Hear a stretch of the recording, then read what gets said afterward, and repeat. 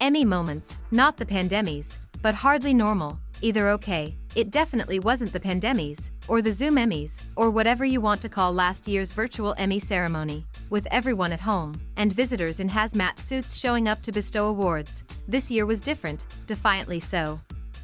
People were together, and not even in masks. There were plenty of hugs and kisses. In fact, quipped presenter Seth Rogen, he had just been sneezed in the face by Paul Bettany. But of course, this wasn't the pre-COVID Emmys either. The crowd, in a tent in downtown Los Angeles, was much smaller than in normal years. And many overseas nominees couldn't come due to travel restrictions, especially the cast and crew of The Crown, which accepted its 6 drama awards from a party in London, as Schitt's Creek had done a year earlier in Canada. And in a year where so much was different, there were some familiar problems. Awards were concentrated among a few shows. The hashtag Emmys so white emerged. A record number of nominees of color yielded only 2 black winners, RuPaul for RuPaul's Drag Race, and Michaela Seal for writing I May Destroy You. A slew of black actors were passed over. Cedric the Entertainer proved an infectiously joyful and hard-working host, but the comedy bits were spotty at best. It also didn't help that some overlong speeches dragged down the proceedings, for example from the director of The Queen's Gambit, who was criticized on Twitter for a speech that to some, seemed to feel as long as a chess game.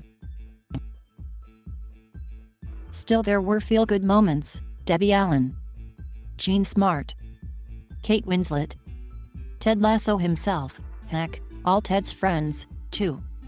And perhaps best of all, the fiercely original Seal, giving a stunning speech about writing. Some key moments of the evening while Mayor of Easttown, also featuring Smart, lost out to The Queen's Gambit for Best Limited Series. It won 3 key acting awards, including the great Kate Winslet, of course, who captivated audiences with her role as a middle-aged, imperfect, flawed mother, in her words, in which she also nailed a very difficult Philadelphia accent.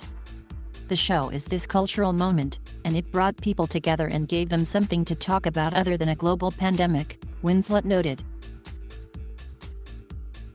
It was unquestionably the feel-good show of the year, and Ted Lasso, about the unrelentingly upbeat American coach of a British football team, started winning early, with ebullient stage actress Hannah Waddingham accepting the award for Best Supporting Actress in a Comedy, closely followed by Brett Goldstein for Supporting Actor. Then Jason Sudeikis, the titular coach, made it a happy trio, winning Best Actor. This show's about families, this show's about mentors and teachers, this show's about teammates, and I wouldn't be here without those 3 things in my life, said Sudeikis. He told castmates and crew, I'm only as good as you guys make me look. The Apple TV Plus show capped off the night by winning Best Comedy. We're going to party, said Peter Morgan, creator of The Crown, as the royal saga from Netflix won drama writing, directing, and all 4 acting honors. At times it seemed like that party, held in London due to travel restrictions, might be more fun than the long party in Los Angeles. Olivia Coleman, who became the 2nd actor to win for playing Queen Elizabeth II on the same show, after Claire Foy, was delighted but tearful as she recalled the death of her father during COVID. He would have loved all of this, she said. There was not much politics in Emmy speeches, unless you counted Stephen Colbert riffing on the California governor recall attempt with a slightly labored joke about the marvelous Mrs. Maisel being recalled. Mrs. Maisel has survived the recall and will remain marvelous, he concluded. But Cedric the Entertainer delivered some topical humor with a riff on vaccines.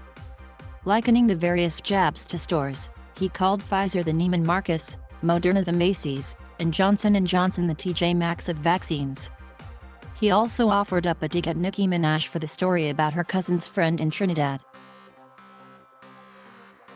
Turn that clock off, Allen said as she launched into her speech accepting the governor's award.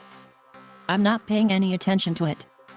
She added she was trembling with gratitude and grace and trying not to cry. It's taken a lot of courage to be the only woman in the room most of the time.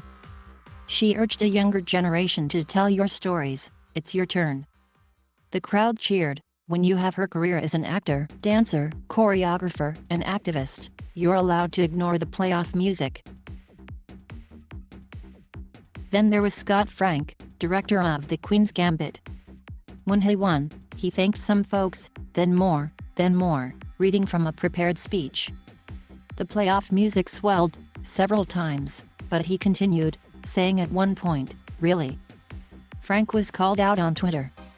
"This is why directors need editors," wrote writer-producer Danny Zucker, calling the remarks the Irishman of speeches.